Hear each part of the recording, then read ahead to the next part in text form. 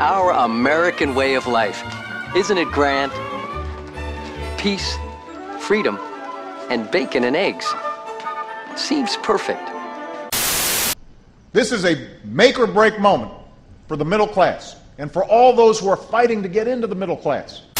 And now what's happened is that for millions of American middle-class families, that is no longer the case. Upward mobility has been replaced by downward mobility. The mortgage crisis, the Wall Street slump, the loss of millions of jobs. But the middle class has been hit particularly hard. We have 100 million people right now who are doing less well than their parents were at the same age. Because we're told it will create jobs. It won't, just like it didn't the last time we tried it in 2004. Companies took the savings and paid it out to themselves in dividends.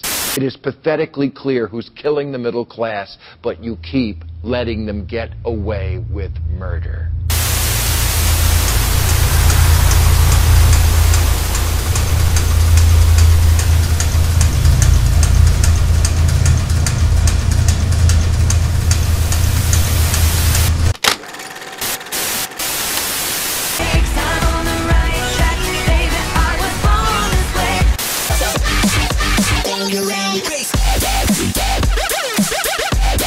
and a half inches. If I'm more than that, I got too much belly fat going on. If you've got too much belly fat, problems start to happen. And here's the big one.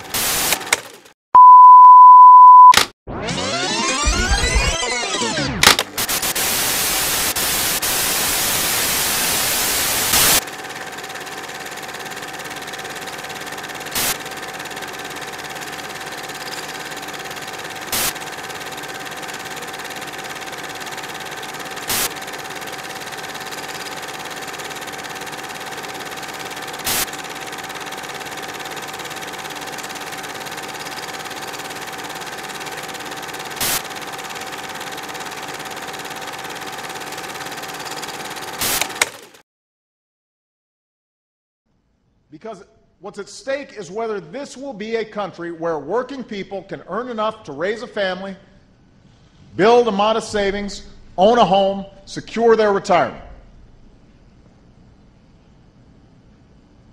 Now, in the midst of this debate, there are some who seem to be suffering from a kind of collective amnesia. After all that's happened, after the worst economic crisis, the worst financial crisis since the Great Depression, they want to return to the same practices that got us into this mess.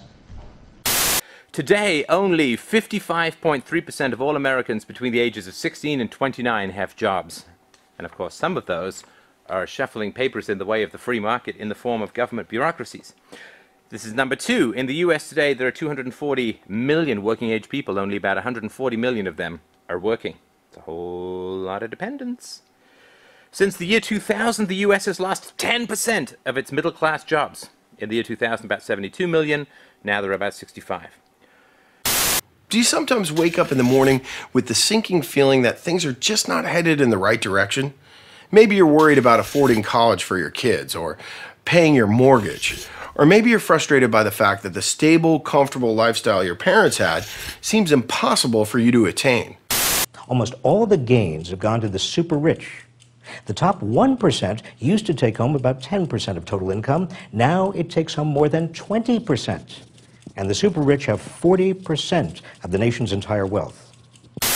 Well, we know what they want. They want more for themselves and less for everybody else. But I'll tell you what they don't want. They don't want a population of citizens capable of critical thinking. They don't want well-informed, well-educated people capable of critical thinking. They're not interested in that. That doesn't help them. That's against their interest. That's right. The total value of household real estate in the U.S. has declined from $22.7 trillion in 2006 to $16.2 trillion today. Most of this wealth has been lost by the middle classes. Number 10. Many formerly great manufacturing cities are turning into ghost towns. Since 1950, the population of Pittsburgh, Pennsylvania, has declined by more than 50%. In Dayton, Ohio, almost 20% of all houses now stand empty. Number 11. Since 1971, consumer debt in the United States has increased by a whopping 1,700%. Do you blame yourself? Well, don't. Because for the past 40 years, the American middle class has gotten slowly, surely, purposefully, and not terribly gently, screwed. How the middle class got screwed. All this money at the top has given the super rich lots of political power, especially power to lower their tax rates. They don't want people who are smart enough to sit around the kitchen table and figure out how badly they're getting f***ed by a system that threw them overboard 30 years ago. Number 13, the number of Americans that fell into poverty, 2.6 million, set a new all-time record last year. Most people didn't know they were getting screwed. They just knew that one income was no longer enough. So the second parent, usually mom, had to start working to maintain the same standard of living. Our kids are being crowded into classrooms with more and more other children. It's never going to get any better. Don't look for it. Be happy with what you got.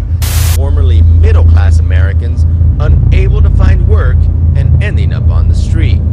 America has lost an average of 15 manufacturing facilities a day. So here we are, totally screwed. Because the owners of this country know the truth. It's called the American dream, because you have to be asleep to believe it.